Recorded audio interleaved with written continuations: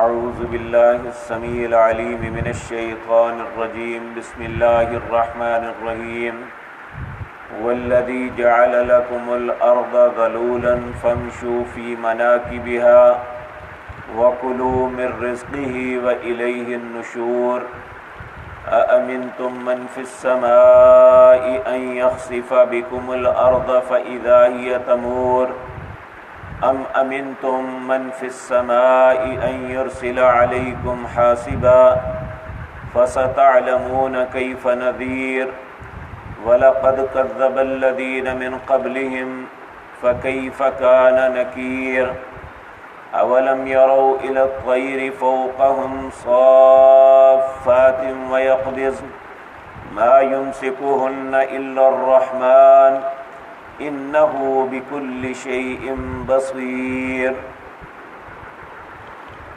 حضرات محترم، گزشتہ آیات میں اللہ رب العزت نے ہر دونوں انسانوں کا تذکرہ کیا۔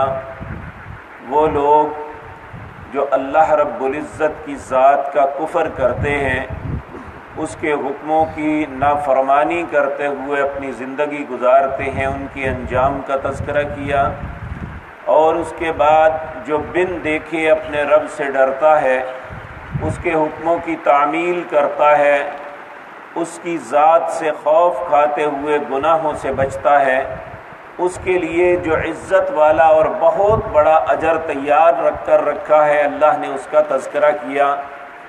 اب اللہ کچھ اپنے احسانات کا تذکرہ فرما رہے ہیں جو وہ انسان پہ ہر آن کرتے ہیں۔ ان میں ایک بہت بڑا احسان یہ ہے، اللہ فرماتے ہیں وَهُوَ الَّذِي، لوگو اللہ وہ ذات پاک ہے، جعل لکم الارض ذلولا، جس نے اس زمین کو تمہارے تابع بنا دیا، تمہارے لیے مطیع اور فرما بردار بنا دیا۔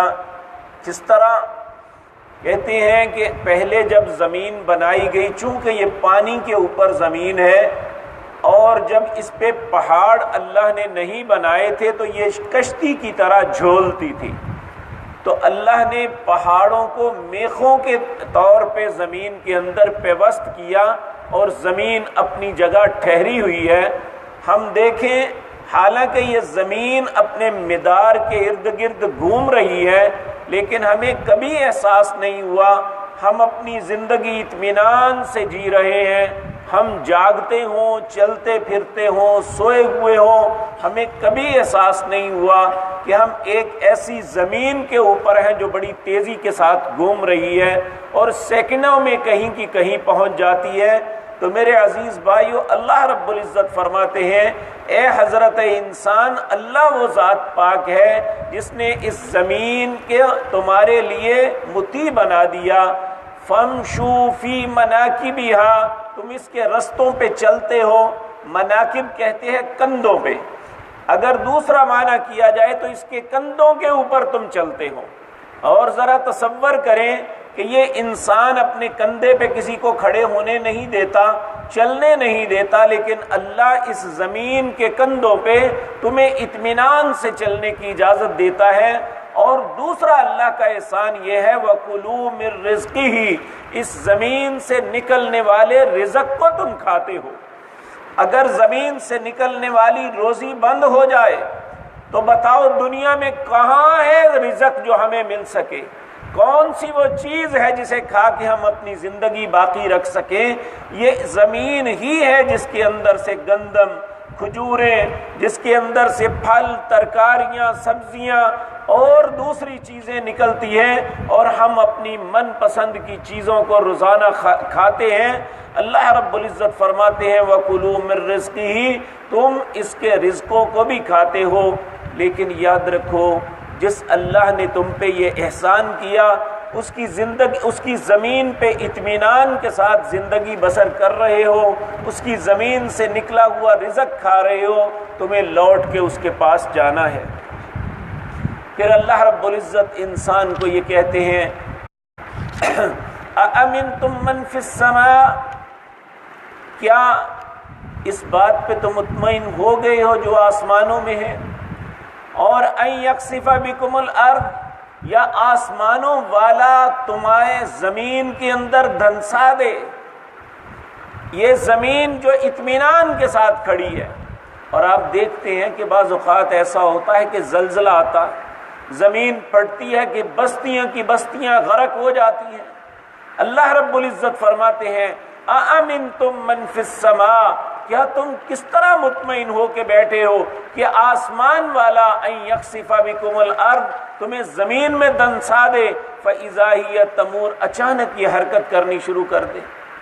اور ہم نے یہ دیکھا کہ پچھلی باتیں تو شاید بھول گئی ہوں، 2008 کا زلزلہ کسی کو نہیں بھولا ہوگا۔ یقین جانیے اس طرح تھا جیسے کوئی برتن میں جامن ڈال کے انسان ہلاتا ہے اور وہ اندر بالکل ملیدہ ہو جاتے ہیں، اس طرح انسانوں کے ساتھ معاملہ ہوا تھا۔ اللہ فرماتے ہیں تم کیسے مطمئن ہو کے بیٹھے ہوئے ہو؟ پھر فرمایا ام امنتم من فی السماء ان یرسل علیکم حاسبا، کیا تم کس طرح اپنے آپ کو مطمئن کر لیا ہے کہ اللہ آسمان سے تم پہ پتھروں کی بارش نازل کر دے، العیاذ باللہ۔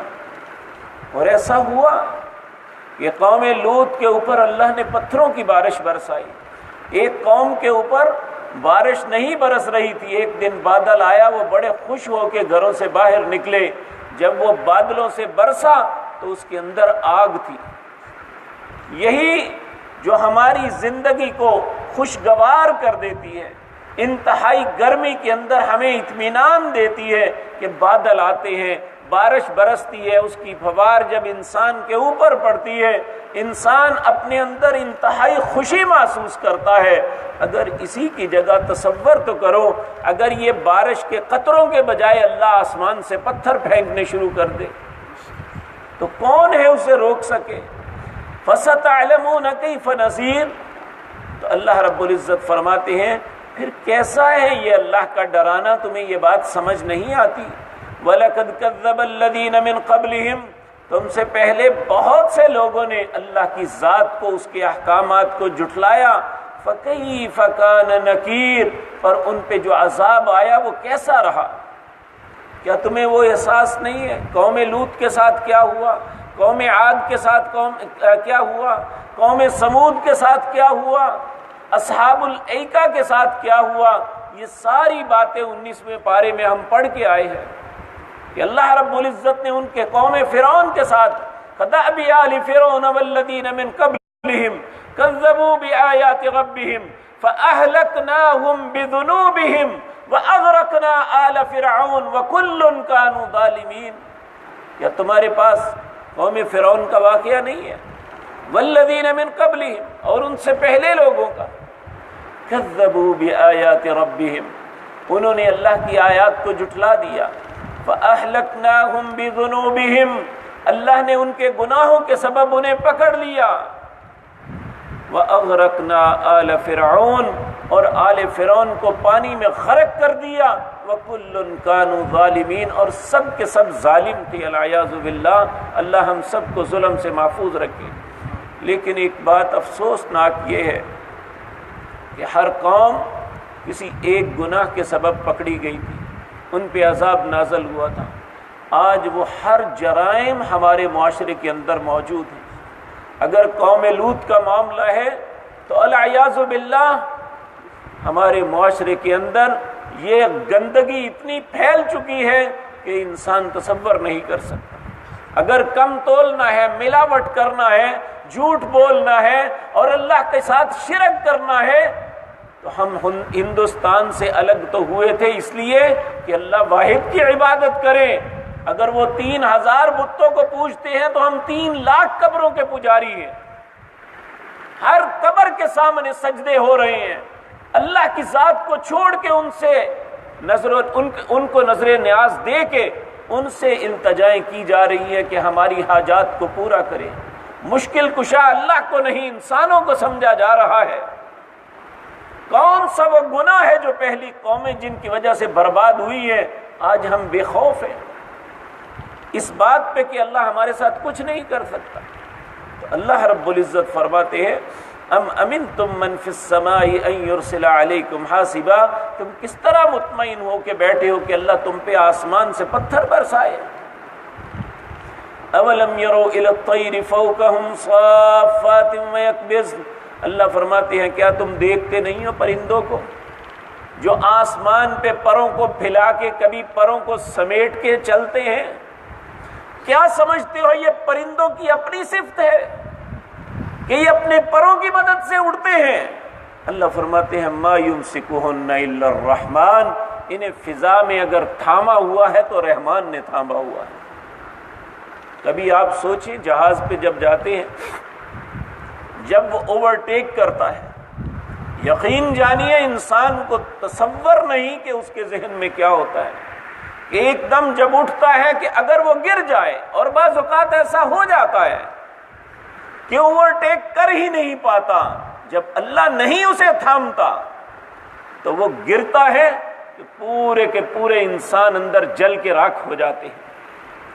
یا چند سال پہلے وہ ایک شاعر جو ہے اس کے اندر، اور سارے لوگ گلگت سے آتے ہوئے اسلام آباد کے حویلیاں کے قریب ان کا جہاز نہیں گرا تھا۔ جب اللہ تھامنا چھوڑ دے تو نہ کوئی پرندہ فضا میں رہ سکتا ہے نہ کوئی اور چیز۔ اسی لیے تو ہم جب سوار ہوتے ہیں تو یہ کہتے ہیں بسم اللہ مجریہا ومرساہا ان ربی لغفور الرحیم۔ اس کو چلانا اور اس کو تھامنا اللہ کے ہاتھ میں ہے۔ سبحان الذی سخر لنا ھذا وما كنا له مقرنین، پاک ہے وہ ذات پاک جس نے اس سواری کو مسخر کیا۔ ہم تو اتنی طاقت بھی نہیں رکھتے کہ ایک سائیکل کو تھام سکیں۔ بعض اوقات ہوتا ہے جب اللہ نہیں چاہتا کچھ بھی نہیں ہوتا، کسی چیز سے ٹکر نہیں ہوتی، اور معلوم نہیں کہ ان کنٹرول ہو کے بندہ گرا ہوتا ہے اور ہاتھ پاؤں بازو یا سر پر تڑوا کے بیٹھا ہوتا ہے۔ یہ سب کچھ اللہ ہی نے تھاما ہوا ہے۔